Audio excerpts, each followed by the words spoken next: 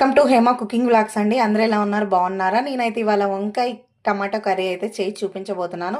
మరి ఎలా చేయాలో చూసేద్దాం. ప్రాసెస్లోకి అయితే వెళ్ళిపోదాము.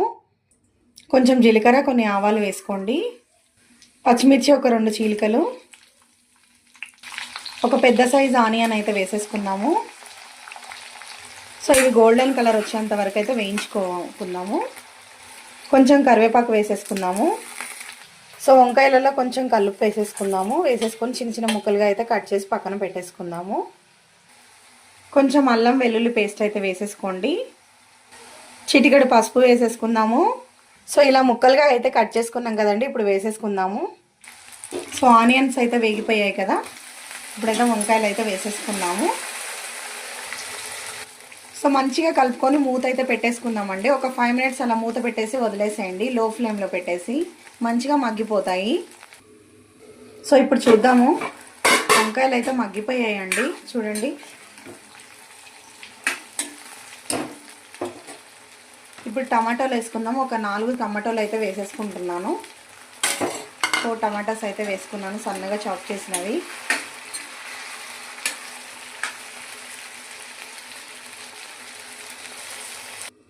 సో ఇప్పుడు చూసేద్దాము. చూడండి మగ్గిపోయింది. కారం వేసుకుందాం. ఇప్పుడు 1 టీ స్పూన్ కారం వేసేసుకోండి.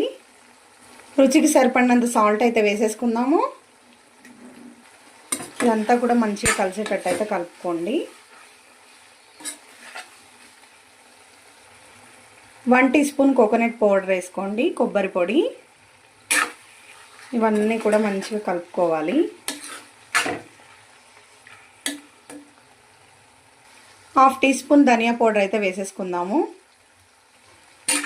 ఈ కర్రీ రైస్లోకి అండ్ చపాతీలోకి చాలా చాలా బాగుంటుందండి. ఒక్కసారి తింటే మళ్ళీ మళ్ళీ కావాలి అంటారు, అంత బాగుంటుంది కర్రీ అయితే. ఒక్క ముద్ద తినాల్సిన వాళ్ళు 2 ముద్దలు ఎక్కువగానే తింటారు, అంత టేస్టీగా ఉంటుంది. చూడండి, చూస్తుంటేనే కలర్ఫుల్గా నోరూరుతుంది కదా మీకు కూడా. ఎంతో రుచికరమైన వంకాయ టమాటో కర్రీ అయితే రెడీ అయిపోయింది ఫ్రెండ్స్. ఇంకా కోరియాండర్ వేసేసుకొని, కొత్తిమీర వేసేసుకొని సర్వింగ్ బౌల్లో తీసుకొని సర్వ్ చేసుకోవడమే. నా వీడియో మీకు నచ్చినట్టయితే లైక్ చేయండి, షేర్ చేయండి, సబ్స్క్రైబ్ చేసుకోండి. Thanks for watching. By bye friends.